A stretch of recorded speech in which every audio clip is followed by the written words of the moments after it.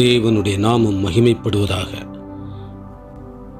இந்த நாளிலும் நாம் தியானிக்கும்படியாக எடுத்துக்கொள்ளப்பட்ட வேத வசனங்கள் ரோமர் 5ஆம் அதிகாரம் 19 முதல் 21 வரை உள்ள வசனங்கள். அன்றியும் ஒரே மனுஷனுடைய கீழ்ப்படியாமையினாலே அநேகர் பாவிகளாக்கப்பட்டது போல ஒருவருடைய கீழ்ப்படிதலினாலே அநேகர் நீதிமான்களாக்கப்படுவார்கள். மேலும் மீறுதல் பெருகும்படிக்கு நியாயப்பிரமாணம் வந்தது. அப்படி இருந்தும் பாவம் பெருகின இடத்தில் கிருபை அதிகமாய் பெருகிற்று.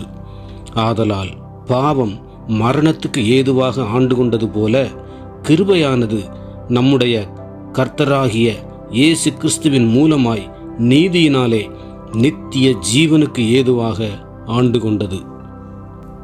தேவனால் சிருஷ்டிக்கப்பட்ட ஒவ்வொரு மனிதனுடைய மனதிலும் 2 விதமான சாம்ராஜ்யங்கள் ஓயாமல் போராடி கொண்டிருக்கின்றது. ஒன்று பாவத்தின் சாம்ராஜ்யம், 2 தேவனுடைய கிருபையின் சாம்ராஜ்யம். பாவத்தின் சாம்ராஜ்யம் என்பது ஒரு மனிதனை அடிமைப்படுத்துகின்றது, அவனை அழிக்கின்றது, அவனை நித்திய ஜீவனை விட்டு பிரிக்கின்றது. ஆனால் இயேசு கிறிஸ்துவினால் உண்டான கிருபையின் சாம்ராஜ்யம் என்பது பாவத்தில் விழுந்து கிடந்த மனிதனை மீட்டு எடுக்கின்றது. பாவத்தின் வியாதியினால் பிடிகொண்டிருந்த அவனை குணப்படுத்துகின்றது. பாவத்தில் மரித்திருந்த அவனை புதிய ஒரு வாழ்விலேக்கு அழைத்து செல்கின்றது. அவனை இயேசு கிறிஸ்துவின் பிள்ளையாக மாற்றுகின்றது. பாவம் என்பது மிகவும் சக்தி வாய்ந்தது. ஆனால் கிருபை என்பது அதற்கு மேலான சக்தி உடையது. பாவம் என்பது ஒருவனை ஆழமாக பிடிக்கின்றது. ஆனால் கிருபை என்பது அவன் பாவத்தில் எவ்வளவு ஆழமாக இருந்தாலும் அந்த ஆழத்திலிருந்து இயேசு கிறிஸ்து மூலமாக அவனை விடுவிக்கின்றது. ஆதாம் தன்னுடைய இருதயத்தை பாவத்திற்காக திறந்து கொடுத்தான். அதன் மூலமாக பாவம் அவன் இருதயத்திற்குள் நுழைந்தது. பாவத்தின் மூலம் மரணமும் நுழைந்தது. முழு மனித குலத்தையும் பாவத்தின் சம்பளமாகிய மரணம் சூழ்ந்து கொண்டது.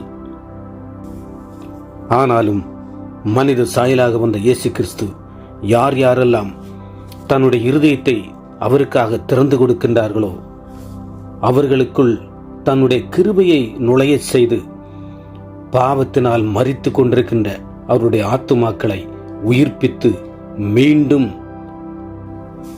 நித்திய ஜீவனுக்கு நேராக வழிநடத்துகின்றார்.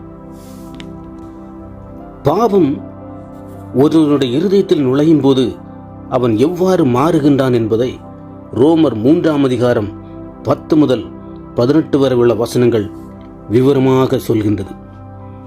அந்தப்படியே நீதிமான் ஒருவனாகிலும் இல்லை, உணர்வுள்ளவன் இல்லை, தேவனை தேடுகிறவன் இல்லை, எல்லோரும் வழி தப்பி ஏகமாய் கெட்டுப்போனார்கள். நன்மை செய்கிறவன் இல்லை, ஒருவனாகிலும் இல்லை. அவர்கள் தொண்டை திறக்கப்பட்ட பிரேத குழி. தங்கள் நாவுகளால் வஞ்சனை செய்கிறார்கள். அவர்களுடைய உதடுகளின் கீழே பாம்பின் விஷம் இருக்கின்றது. அவர்கள் வாய் சபிப்பினாலும் கசப்பினாலும் நிறைந்திருக்கின்றது. அவர்கள் கால்கள் இரத்தம் சிந்துகிறதற்கு தீவிரிக்கின்றது. நாசமும் நிர்பந்தமும் அவர்கள் வழிகளில் இருக்கின்றது. சமாதான வழியை அவர்கள் அறியாதிருக்கின்றார்கள். அவர்கள் கண்களுக்கு முன்பாக தெய்வ பயம் இல்லை என்று எழுதியிருக்கின்றது. பாவம் என்பது இனிப்பு மூலம் பூசப்பட்ட ஒரு நச்சு போன்றது. அது உண்பதற்கு இனிப்பாக தோன்றினாலும் உடலுக்குள் நுழையும் போது நச்சாக மாறி முழு உடலையும் மரணத்துக்கு நேராக கொண்டு செல்கின்றது. ஆதியாகமம் 3ஆம் அதிகாரத்தை நாம் வாசிக்கும் போது பிசாசனுடைய ஒவ்வொரு வார்த்தைகளும் ஏவாளுக்கு இனிமை போல தோன்றியது. ஆனால் அந்த வார்த்தைகள் நச்சினால் நிரப்பப்பட்டது. நியாயாதிபதிகள் 16ஆம் அதிகாரத்தை வாசிக்கும் போது சிம்சோனுடைய கண்களுக்கு முன்பாக தெலீலாள் மிகவும் இனிமையானவளாக தோன்றினாள். ஆனாலும் அவள் அவனுடைய முழு பலத்தையும் இழக்க செய்து அவனுடைய கண்கள் பிடுங்கப்பட்டவனாக ஜனங்களுக்கு முன்பாக வேடிக்கையாக்கப்பட்டான். ஒவ்வொரு பாவமும் முதலில் இனிமையானது போல தோன்றும். ஆனால் அந்த பாவத்திற்கு இடம் கொடுக்கும்போது அந்த இனிமை என்பது விஷமாக மாறி ஒரு முழு மனதையும் முழு மனிதனையும் கெடுத்து விடுகின்றது.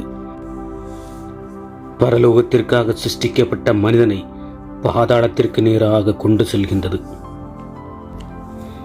முதலில் விளையாட்டாக தொடங்கிய சில பாவங்கள் முடிவில் அவனை ஆட்கொண்டு அவனை அடிமைப்படுத்தி அவன் மீண்டும் பழைய வாழ்விற்கு நேராக எழுந்து விடாதபடிக்கு மேன்மேலும் அவனை அழுத்துகின்றது. இதைத்தான் இயேசு கிறிஸ்து யோவான் 8:34 இவ்வாறு கூறினார். இயேசு அவர்களுக்கு பிரதியுத்தரமாக, பாவம் செய்கிறவன் எவனும் பாவத்திற்கு அடிமையாக இருக்கிறான் என்று மெய்யாகவே மெய்யாகவே உங்களுக்கு சொல்லுகிறேன். 36 இவ்வாறு கூறுகின்றார், ஆகையால் குமாரன் உங்களை விடுதலையாக்கினால் மெய்யாகவே விடுதலையாவீர்கள். ஒரு மனிதன் பாவத்திற்கு நேராக ஆட்கொள்ளப்பட்டு பாவத்தினால் அடிமைப்படுத்தப்பட்டு எவ்வளவேனும் முயன்றும் அவனால் முடியாமல் இருந்தாலும் இயேசு கிறிஸ்து தன்னுடைய கிருபையை அவனுக்குள் நுழைய செய்து மீண்டும் அவனை உயிர்ப்பித்து பாவ கட்டிலிருந்து அவனை விடுவித்து பாவ ஆளுமையிலிருந்து அவனை எழுப்பி மீண்டும் புதிய ஒரு துவக்கத்தை அவன் வாழ்வில் கொடுக்கின்றார். பாவம் என்பது ஒரு புற்றுநோய் போன்றது. கொஞ்சம் கொஞ்சமாக ஒருவனுடைய சரீரத்தில் பரவி இறுதியில் முற்றிலுமாக அவனை மரணத்துக்கு நேராக கொண்டு செல்கின்றது. சிம்சோன் பாவத்தினால் தன்னுடைய ஆவிக்குரிய அபிஷேகத்தை இழந்தான். சவுல் தாவீதின் மீது கொண்ட பொறாமையினால் தன்னுடைய ராஜ்யத்தையே இழந்தான். யூதாஸ் இயேசு கிறிஸ்துவோடு கூட 3 ஆண்டுகள் இருந்தாலும் பணத்தின் மீது கொண்ட பேராசையினால் தனக்கு நியமிக்கப்பட்ட பங்கை இழந்தான். முடிவில் தற்கொலைக்கு நேராக சென்றான். எந்த ஒரு பாவமும் முதலில் இனிமையானதாக தோன்றினாலும் கொஞ்சம் கொஞ்சமாக அவனை அடிமைப்படுத்துகின்றது. இறுதியில் முற்றிலுமாக அவனை அழிக்கின்றது. பாவம் என்பது எவ்வளவு வல்லமையானதாக இருந்தாலும், எவ்வளவு உலகத்தில் சக்தியுள்ளதாக இருந்தாலும் அதைவிடவும் வல்லமையுள்ளது கிருபை. கிருபை என்பது ஒரு உணர்வு அல்ல. கிருபை என்பது ஏதோ ஒரு கொள்கை அல்ல. கிருபை என்பது இயேசு கிறிஸ்து. யோவான் 1:14 இவ்வாறு கூறுகின்றது, அந்த வார்த்தை மாம்சமாகி கிருபையினாலும் சத்தியத்தினாலும் நிறைந்தவராய் நமக்குள்ளே வாசம் பண்ணினார். அவருடைய மகிமையை கண்டோம். அது பிதாவுக்கு ஒரே பேரானவருடைய மகிமைக்கு ஏற்ற மகிமையாகவே இருந்தது. இதைத்தான் பவுல் எபேசியர் 2:8-9 இவ்வாறு கூறுகின்றார், கிருபையினாலே விசுவாசத்தை கொண்டு ரட்சிக்கப்பட்டீர்கள். இது உங்களால் உண்டானது அல்ல, இது தேவனுடைய ஈவு. ஒருவரும் பெருமை பாராட்டாதபடிக்கு இது கிரியைகளினால் உண்டானது அல்ல.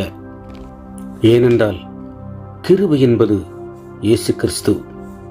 இந்த கிருபையை ஒருவனும் எவ்வளவும் தன்னுடைய பணத்தினால் சம்பாதிக்க முடியாது. தன்னுடைய தகுதியினால் இந்த கிருபை ஒருவனுக்கும் கிடைக்காது. எவ்வளவு பணம் இருந்தாலும் இந்த கிருபையை ஒருவனும் விலை கொடுத்து வாங்க முடியாது. இதற்கு ஒரே வழி, இயேசு கிறிஸ்துவை நம்முடைய வாழ்வில் ஏற்றுக்கொள்ள வேண்டும். அவர் மூலமாக கிருபை நம்முடைய இருதயத்தில் நுழையும் போது நம்முடைய வாழ்க்கையில் ஒவ்வொரு பாவங்களும் மறைந்து புது சிருஷ்டியாக மாறுகிறது. மரணத்துக்கு நேராக செல்கின்ற நம்முடைய ஆத்மா ஜீவனுக்கு நேராக செல்கின்றது. பாவம் என்பது ஒரு நதியாக இருந்தாலும் கிருபை என்பது பெரும் கடல் போன்றது. அதனால்தான் ரோமர் 5:20 பின்பகுதி இவ்வாறு கூறுகின்றது, பாவம் பெருகின இடத்தில் கிருபை அதிகமாய் பெருகிற்று.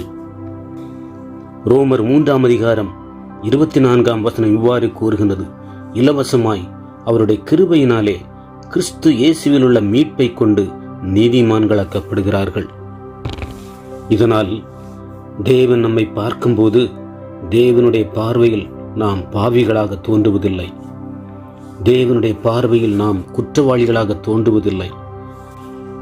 தேவன் நம்மை பார்க்கும்போது இயேசு கிறிஸ்துவின் நீதியை நம்மில் பார்க்கின்றார். அவர் நமக்காக சிந்தின இரத்தத்தை பார்க்கின்றார். அவர் நமக்கு இந்த ரட்சிப்பை பார்க்கின்றார். எவ்வளவு பாவியாக இருந்தாலும் இயேசு கிறிஸ்துவை ஏற்று நம்முடைய பாவத்தை அவரிடம் அறிக்கை செய்து அவருடைய கிருபையினால் நாம் ரட்சிக்கப்படும் போது பிசாசின் பிள்ளைகளாக இருந்த நாம் தேவனுடைய பிள்ளைகளாக மாற்றப்படுகிறோம். நித்திய நரகத்திற்கு நேராக சென்று கொண்டிருக்கின்ற நாம் நித்திய ஜீவனுக்கு நேராக செல்கின்றோம். இதுதான் இயேசு கிறிஸ்துவினுடைய கிருபை. தேவனுடைய கிருபை என்பது ஒருவனை பாவத்திலிருந்து விடுவிக்கின்றது, சாபத்திலிருந்து விடுவிக்கின்றது, பிசாசின் பிடியிலிருந்து அவனை முற்றிலுமாக விடுதலை செய்கின்றது. தேவனுடைய கிருபை என்பது பாவத்தில் விழுந்து கிடக்கின்றவர்களை எழும்பி நிற்க செய்கின்றது. ஆத்துமாவில் உடைந்து கிடக்கின்றவர்களை மீண்டும் சீர் செய்கின்றது. பாவத்தில் பலவீனமடைந்து கிடக்கின்றவர்களை மீண்டும் புதிய ஒரு ஆற்றலை கொடுத்து பலவான்களாக மாற்றுகின்றது. லூக்கா 15ஆம் அதிகாரம் 11 முதல் 32 வரை உள்ள வசனங்களை வாசிக்கும் போது இதுதான் இளைய குமாரனுடைய வாழ்விலும் சம்பவித்தது. அவன் தொலைந்தான், ஆனாலும் கிருபை அவனை தேடி சென்றது. அவன் கீழே விழுந்தான், ஆனாலும் கிருபை அவனை எழுப்பியது. அவன் பாவம் செய்தான், ஆனாலும் பாவம் அவனை சுத்திகரித்தது. இறுதியில் கிருபை கூறியது, இவனோ மரித்தான், திரும்பவும் உயிர்த்தான், காணாமற் போனான், திரும்பவும் காணப்பட்டான். அன்று வேசிகளிடத்தில் தன்னுடைய ஆஸ்தியை அழித்து போட்ட இளையகுமாரன் மீண்டும் தன்னுடைய பாவத்தை உணர்ந்து தன்னுடைய தந்தையிடம் வந்தபோது மீண்டும் தந்தை அவனை சொந்த குமாரனாக ஏற்றுக்கொண்டார். அதுபோலதான் பாவத்தில் மரித்துக் கொண்டிருக்கின்ற மனிதன் தன்னுடைய பாவத்தை உணர்ந்து இயேசு கிறிஸ்துவுடன் வரும்போது தேவன் அவனை சொந்த குமாரனாக ஏற்றுக்கொள்கிறார். அவன் அதுவரை செய்த பாவத்தை மன்னித்து பாவத்திலிருந்து விடுதலை கொடுத்து பாவத்திலிருந்து ரட்சிப்பு கொடுத்து மீண்டும் புதிய சிருஷ்டியாக அவனை மாற்றி எடுக்கின்றார். அதுதான் பேதுருவின் வாழ்க்கையிலும் சம்பவித்தது. அவன் 3 முறை இயேசு கிறிஸ்துவை தெரியாது என்று மறுதலித்தார். ஆனாலும் இயேசு கிறிஸ்து அவனை 3 முறை மீட்டார். என்னை நேசிக்கிறாயா என்று 3 முறை அவனை கேட்டு அவனுடைய இருதயம் உடையச் செய்தார். யோவான் 22ஆம் அதிகாரம் 17ஆம் வசனம் இவ்வாறு கூறுகின்றது, 3ஆம் தரம் அவர் அவனை நோக்கி, யோனாவின் குமாரனாகிய சீமோனே, நீ என்னை நேசிக்கிறாயா என்றார். என்னை நேசிக்கிறாயா என்று அவர் 3 தரம் தன்னை கேட்டபடினாலே பேதுரு துக்கப்பட்டு, ஆண்டவரே, நீர் எல்லாவற்றையும் அறிந்திருக்கிறீர், நான் உம்மை நேசிக்கிறேன் என்பதையும் நீர் அறிவீர் என்றான். இயேசு, என் ஆடுகளை மேய்ப்பாயாக என்றார். பயத்திலும் தோல்வியிலும் விழுந்து கிடந்த பேதுருவை இயேசு கிறிஸ்துவின் கிருபை எழுப்பியது, புது மனிதனாக மாற்றியது, பிரதான அப்போஸ்தலனாக மாற்றியது, ஆயிரங்களை ரட்சிக்க வைத்தது. அதுதான் இயேசு கிறிஸ்துவின் கிருபை. இதுதான் பவுலினுடைய வாழ்க்கையிலும் சம்பவித்தது. இயேசு கிறிஸ்துவின் சபையை துன்பப்படுத்தின சவுல் பவுலாக இயேசு கிறிஸ்துவினால் மாற்றப்பட்ட போது அவனுடைய வாழ்க்கை முற்றிலும் மாறியது. அநேக லட்சங்கள் அவன் மூலமாக ரட்சிக்கப்பட்டது. 1 தீமோத்தேயு 1ஆம் அதிகாரம் 15-16 வசனங்களில் பவுல் இவ்வாறு கூறுகின்றார், பாவிகளை ரட்சிக்க கிறிஸ்து இயேசு உலகத்தில் வந்தார் என்கிற வார்த்தை உண்மையும் எல்லா அங்கீகரிப்புக்கும் பாத்திரமுமானது. அவர்களில் பிரதான பாவி நான். அப்படி இருந்தும் நித்திய ஜீவனை அடையும்படி இனிமேல் இயேசு கிறிஸ்துவினிடத்தில் விசுவாசமாய் இருப்பவர்களுக்கு திருஷ்டாந்தம் உண்டாகும் பொருட்டு பிரதான பாவியாகிய என்னிடத்தில் அவர் எல்லா நீடிய பொறுமையையும் காண்பிக்கும்படிக்கு இரக்கம் பெற்றேன். இதுதான் இயேசு கிறிஸ்துவின் கிருபை. சபையை துன்பப்படுத்துகிறவர்களை சபையை கட்டி எழுப்புகிறவர்களாக மாற்றுகிறது. ஒருவனுடைய கடந்த காலம் அவனுடைய எதிர்காலத்தை முடிவு செய்யாது. இயேசு கிறிஸ்துவின் கிருபை அவனுடைய வாழ்க்கையில் பிரவேசிக்கும் பொழுது அவன் வாழ்க்கை ஒரு புதிய ஒரு அத்தியாயமாக மாறுகிறது, புதிய ஒரு துவக்கமாக மாறுகிறது. இதுதான் இயேசு கிறிஸ்துவோடு கூட சிலுவையில் அறையப்பட்ட கள்வனுடைய வாழ்க்கையிலும் சம்பவித்தது. மரணத்துக்கு நேராக நியமிக்கப்பட்டவன், ஆனாலும் அவன் இயேசு கிறிஸ்துவை ஏற்றுக்கொண்ட போது உலகத்தில் அவனுடைய வாழ்வு முடிந்தாலும் பரதீசில் புதிய ஒரு அத்தியாயம் துவங்கியது. நித்திய நரகத்துக்கு செல்ல வேண்டிய அவனுடைய ஆத்மா நித்திய ஜீவனுக்கு நேராக சென்றது. அவன் செய்தது ஒன்றே ஒன்று, இயேசு கிறிஸ்துவை நம்பினான். தன்னுடைய மரண வேளையிலும் தன்னுடைய பாவத்தை உணர்ந்தான். தன்னுடைய பாவத்தை மன்னிப்பதற்கு உலகத்தில் ஒரே ஒரு நபர்தான் உண்டு நம்பினான். அவர்தான் இயேசு கிறிஸ்து என்று அறிந்து கொண்டான். தன்னை முழுவதுமாக அவரிடத்தில் ஒப்புக் கொடுத்தான். பரலோக வாழ்வை பெற்றுக்கொண்டான். இன்றும் பாவம் ஒரு மனிதனை கட்டியிருக்கலாம்.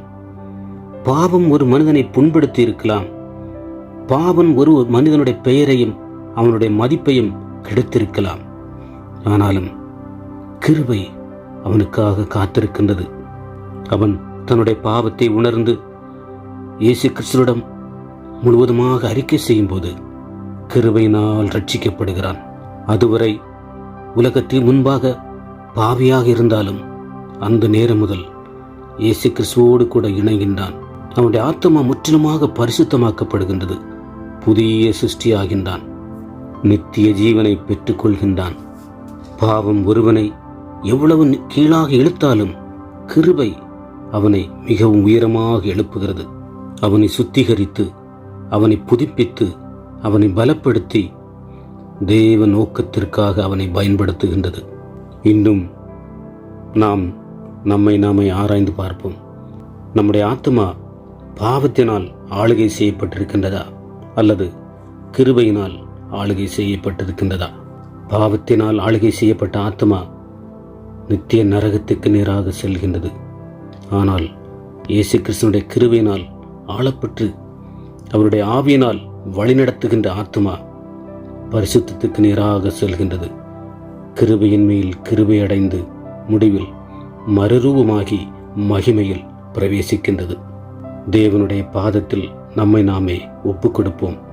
தேவன் விரும்பாத பாவங்கள், தேவன் விரும்பாத அசுத்தங்கள் நம்மை ஆளுகை செய்து கொண்டிருந்தால் அவைகளை தேவனிடத்தில் அறிக்கை செய்து இயேசு கிறிஸ்துவிடமிருந்து மெய்யான ரட்சிப்பை பெற்றுக்கொண்டு அவருக்கு நேராக நம்முடைய ஆத்துமாவை வழிநடத்துவோம். தேவன் விரும்பாத பாவத்தை களைந்து தேவன் விரும்புகின்ற பரிசுத்த வாழ்க்கை வாழ்வோம். தேவனுடைய கிருபையை மிகவும் அதிகமாக பற்றி கொள்வோம். தேவன் விரும்பாத ஒவ்வொரு செயல்களையும் நம்மை விட்டு அகற்றி தேவனிடத்தில் முழுவதுமாக நம்மை நாமே ஒப்புக் கொடுப்போம். உலகத்திற்கு முன்பாக ஒருவன் தன்னை தான் எவ்வளவு பரிசுத்தம் உள்ளவனாக காண்பித்தாலும் தேவனுக்கு முன்பாக பாவியாக இருந்தால் அவனால் நித்திய ஜீவனை சுதந்திரித்துக் கொள்ள முடியாது. ஆனால் அந்த பாவத்தை அவன் மெய்யாகவே அறிக்கை செய்யும் போது தேவனிடத்திலிருந்து ரட்சிப்பை இலவசமாக பெற்றுக்கொள்கிறான். பரிசுத்த ஆவியானவரை பெற்றுக்கொள்கிறான். பரிசுத்த பாதையில் நடக்கின்றான்.